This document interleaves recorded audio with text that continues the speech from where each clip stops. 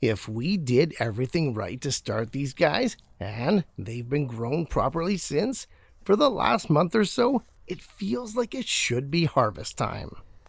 Why then are my sweet yellow onions just sitting here, not being picked? Large, picture-perfect bulbs that look just like the ones in the store. Why then am I letting mine just sit here for no apparent reason? Hi, I'm Jeff from the Ripe Tomato Farms.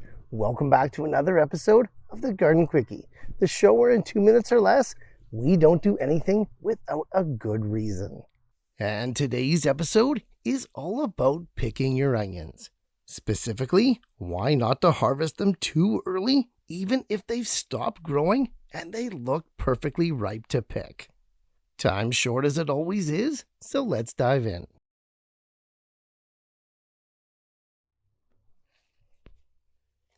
Onion plants are closely related to garlic. They look like garlic, they grow like garlic, and they can take a long time to harvest.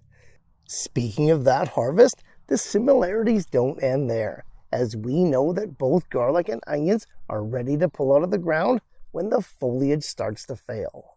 Actually, there's two things that need to happen with the onion's foliage before we know they're ready to harvest. One, just like with our garlic, is that at least 50% of the foliage needs to have turned brown and died off. In addition, with our onions, the base of the foliage, known as the neck, needs to weaken, soften up, and bend over. This is known as breaking the necks. Okay, easy stuff, and that's great. But if the bulbs aren't going to get any bigger or better from now until then, why do we care? Why don't we just harvest them all right now and start enjoying them right away? Well, the answer to that comes down to storage. You see, onions are not actually a root crop.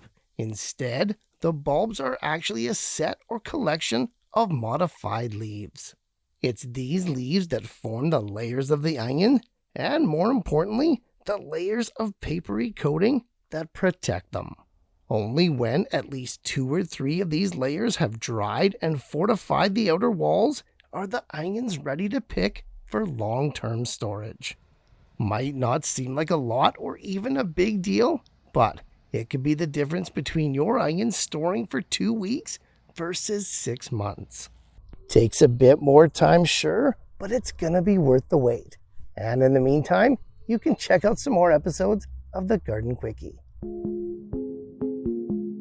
Thanks for watching, guys. And hey, if Garden Quickies are your thing, make sure to subscribe and click on this playlist here as we explore and solve more growing issues in 2 minutes or less.